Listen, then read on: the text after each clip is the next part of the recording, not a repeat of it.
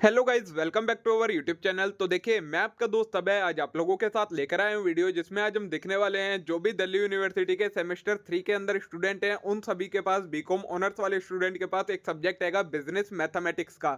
तो रेगुलर वाले स्टूडेंट का इस सब्जेक्ट का एग्जाम हो चुका है, लेकिन सोल वाले स्टूडेंट्स का एग्जाम बाकी है।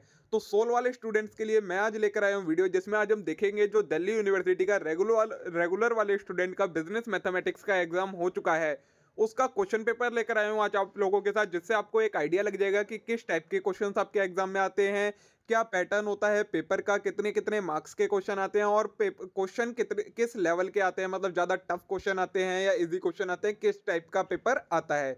तो सारी चीज़ें आपको समझ में आ जाएंगी और साथ में आप इन क्वेश्चंस की प्रैक्टिस भी कर सकते हैं, जिससे आपकी और अच्छे से प्रैक्टिस हो जाए कि जो आपके एग्जाम में क्वेश्चन आने हैं उस तरीके के क्वेश्चंस का आपको आइडिया लग जाए।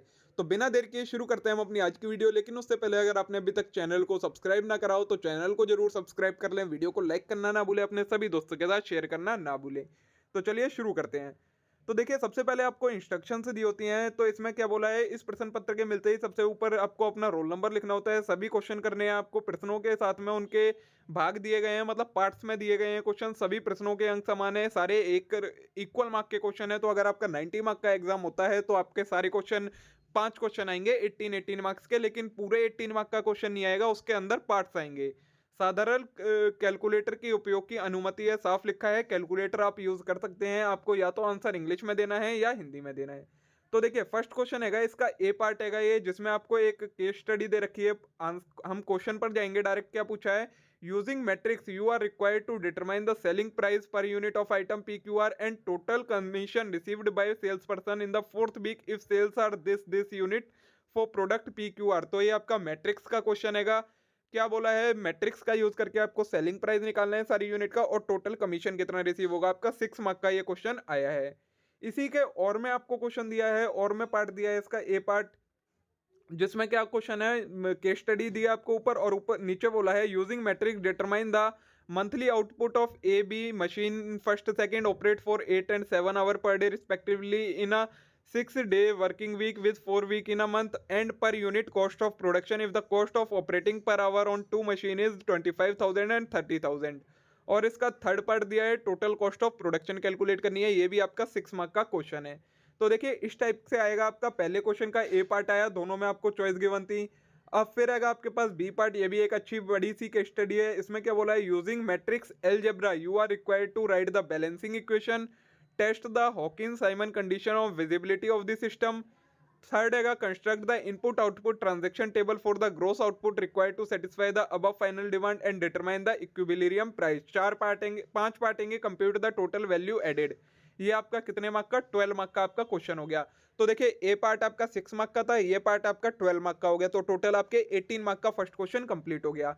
लेकिन इस बी वाले पार्ट का भी और में पार्ट दिया है, और में देखिए सेम केस स्टडी टाइप दिया है। और क्या बोला है, using matrix you are required to calculate equilibrium price for the three department based on above table, compute total value added if domestic demand change by 50 and 20 ton respectively for department X, Y and Z, what should be the change in gross output of department to meet the demand। fourth part है, if total labor available is 180 labor and in the new gross output feasible find the और next हैगा find the change in total value added। तो 12 mark के आपके question आया है।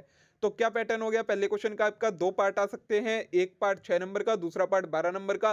और जितने भी ये तो आपको आइडिया लग जाएगा। लास्ट में आपको एक और मैं assumption बताऊंगा, इससे क्या पता लगेगा।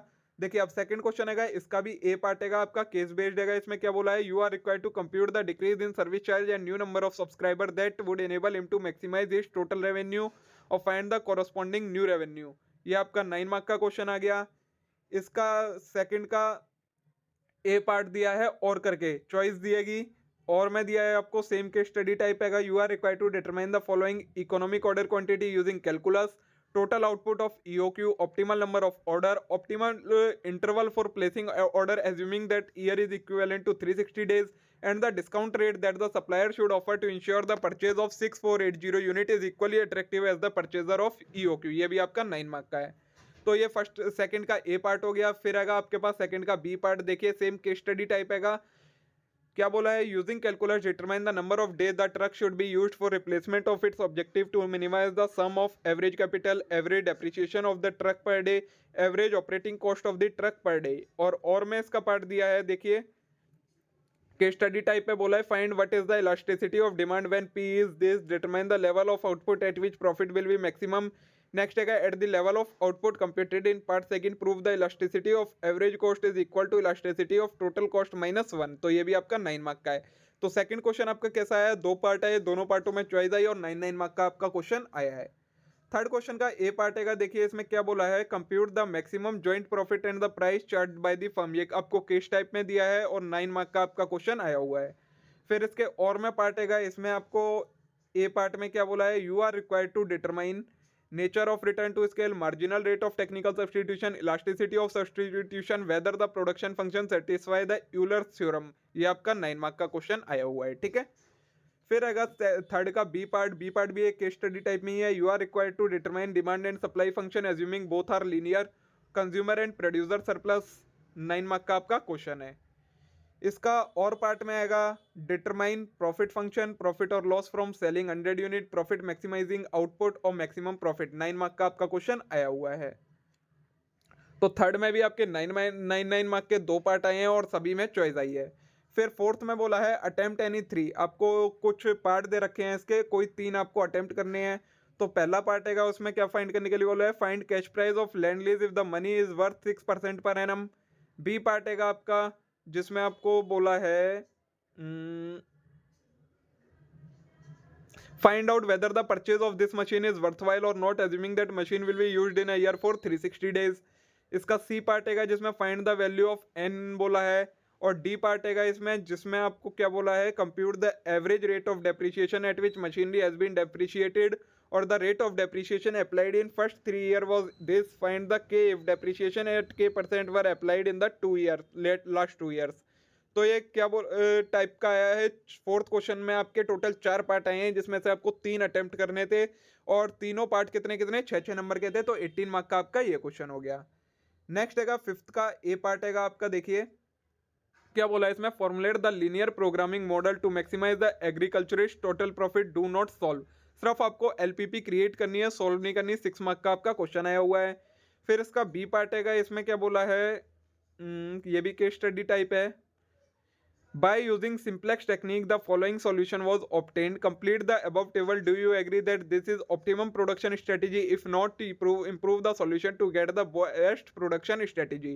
First part हो गया। इसका second part है, how many unit of each tablet should be produced to maximize profit and how much is maximum profit? Are all 3 type of tablet produced? If not, why? Or are all three hardware processing operation completely used? If not, how much of processing operation are unused? फिर what are the shadow price, is there any alternative product price, how many CPUs are processed to make all the tablets, और if 18 units of 128 GB tablets are manufactured what will be the new product mix and new profit. ये आपका 12 mark का question आया है। इसके और में आपको एक पार्ट दिया गया है, देखिए सेम टाइप का है, वो भी 5 पार्ट दिए हैं और 18 मार्क का पूरा क्वेश्चन दे दिया है वो। तो देखिए फिफ्थ क्वेश्चन में आपका क्या आया, 2 पार्ट, पहले पार्ट में मतलब फिफ्थ क्वेश्चन के 2 पार्ट दिए गए थे, ए और बी। तो एक था 6 मार्क का, एक था 12 मार्क का। उनमें इंटरनल चॉइस नहीं थी, पूरे क्वेश्चन में चॉइस दी गई है, या तो आप वो दोनों पार्ट करें या एक क्वेश्चन आया है पूरा 18 मार्क का, आप वो भी सॉल्व कर सकते हैं। तो देखिए दोस्तों, इस क्वेश्चन पेपर को देखकर एक चीज़ तो क्लियर हो गई कि जो आपका मैथमेटिक्स का एग्जाम आने वाला है उसमें डायरेक्ट क्वेश्चन तो एक भी नहीं आने वाला है, और जितने भी क्वेश्चन आएंगे सारे केस बेस्ड क्वेश्चन आएंगे। लेकिन आपको एक बेनिफिट है कि उसमें बता दिया जाता है कि आपको क्या किस चीज़ का यूज़ करके इसका सॉल्यूशन निकालना है। क्योंकि कई बार इस बार क्या हुआ है, ये मैथमेटिक्स में क्या प्रॉब्लम आ रही है कि बच्चों को ये समझ में नहीं आता कि हमें कैलकुलस लगाना है, मैट्रिक्स लगाना है, एलपीपी लगाना है, कैसे करके इसका सॉल्यूशन निकालना है। तो क्वेश्चन में ये क्लियरली बताया जा रहा है। तो मे भी आज की ये वीडियो आप लोगों के लिए यूजफुल रही होगी, आप लोगों को पसंद आई होगी। वीडियो अच्छी लगी हो तो वीडियो को लाइक करना मत भूलिएगा, चैनल को जरूर सब्सक्राइब कर लीजिएगा इस टाइप के और कंटेंट के लिए। अब हम मिलते हैं नेक्स्ट वीडियो में। Thank you.